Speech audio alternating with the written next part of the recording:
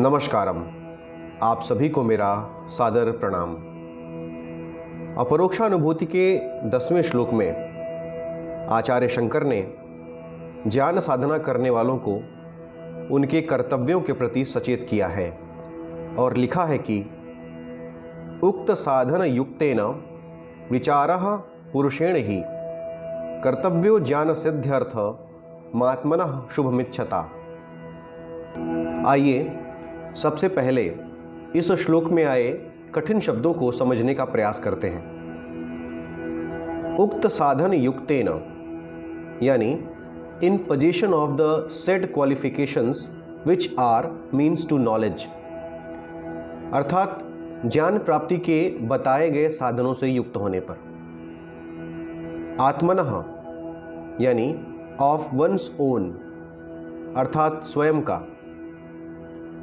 शुभमिच्छता यानी desiring good, अर्थात शुभ अथवा कल्याण की इच्छा से। पुरुषेण यानी बाय अ पर्सन, अर्थात एक व्यक्ति के द्वारा। ज्ञान सिद्ध्यर्थम यानी with a view to attaining knowledge, अर्थात ज्ञान प्राप्ति की दृष्टि से। विचारः यानी कांस्टेंट रिफ्लेक्शन, अर्थात निरंतर चिंतन। कर्तव्यः यानी शुड बी प्रैक्टिस्ड, अर्थात जिसे किया जाना चाहिए। आइए इस श्लोक के वाक्यों के अर्थ को जानने से पहले इसके भावार्थ में अपनी समझ को और विस्तार देते हैं।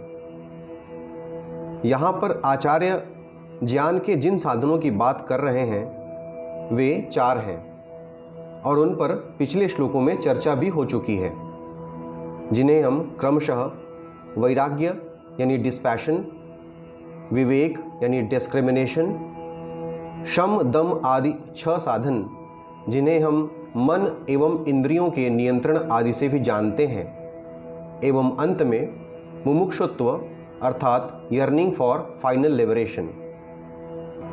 श्लोक में एक शब्द विचार के नाम से है, जिसका यहाँ भावार्थ कांस्टेंट रिफ्लेक्शन यानी निरंतर चिंतन से लगाया गया है।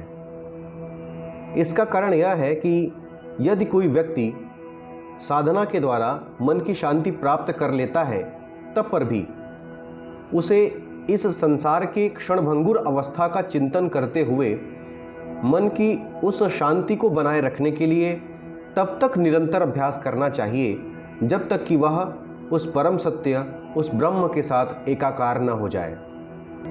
इसके साथ ही श्लोक में एक शब्द शुभमिच्छता के नाम से भी आया है, जिसका अर्थ होगा शुभ की कामना।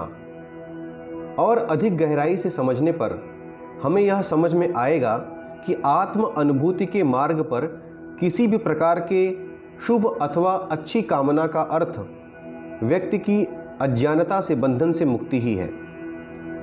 अर्थात आत्म अनुभूति के मार्ग पर व्यक्ति के लिए शुभ तभी होगा जब उसे अज्ञानता के बंधन से मुक्ति मिलेगी।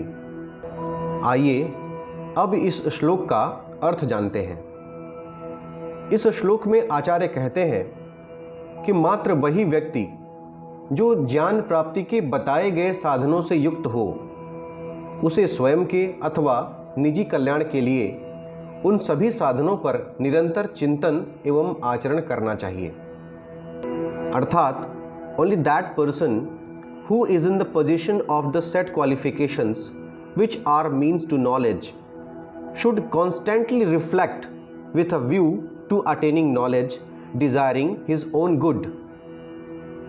निष्कर्षतः आचार्य इस श्लोक में कहना चाहते हैं कि जो भी व्यक्ति ज्ञान प्राप्ति के साधनों को जानता है, समझता है, उसे उन्हें जानकर और समझकर रुकना नहीं चाहिए, बल्कि उन पर निरंतर चिंतन एवं आचरण का अभ्यास तब तक करना चाहिए जब तक वह ब्रह्म के साथ एकाकार न हो जाए अथवा अपने सत्य स्वरूप से परिचित न हो जाए।